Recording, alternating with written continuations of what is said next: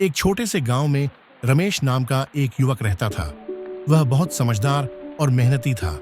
उसका सपना था कि वह अपने गांव के लिए कुछ अच्छा करे। रमेश के पिता किसान थे और खेतों में मेहनत करते थे, लेकिन मौसम की मार और फसल खराब होने से वे हमेशा चिंतित रहते थे। रमेश ने सोचा कि अगर वह कुछ नया तरीका अपनाए तो गांव के किसानों की मदद कर सकता है। वह हर दिन गांव के बड़े बुजुर्गों से सीखता और नई नई बातें जानने की कोशिश करता। एक दिन उसने देखा कि गांव के लोग पारंपरिक तरीकों से खेती कर रहे हैं, जिससे फसल अच्छी नहीं हो रही थी।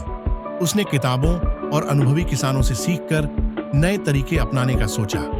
उसने पानी बचाने के लिए टपक सिंचाई, ड्रिप इरिगेशन और उन्नत बीजों का इस्तेमाल करने की योजना बनाई। गांव के कई लोग उसकी बात मानने को तैयार नहीं थे, लेकिन रमेश ने खुद अपने खेत में यह तरीका अपनाने का फैसला किया। उसने दिन रात मेहनत की और नई तकनीकों का सही इस्तेमाल किया। कुछ ही महीनों में उसकी फसल हरी भरी होने लगी और उत्पादन भी पहले से ज्यादा हुआ। गांव के लोग यह देखकर चकित रह गए। अब वे रमेश के पास आकर पूछने लगे कि उसने यह कैसे किया।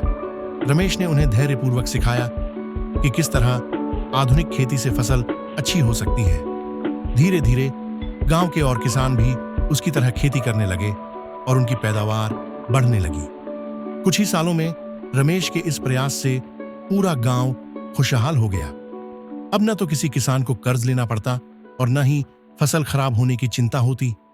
गांव के लोग रमेश को बहुत सम्मान देने लगे और उसे अपने गांव की शान मानने लगे। सीख, नए विचार और मेहनत से किसी भी समस्या का समाधान निकाला जा सकता है।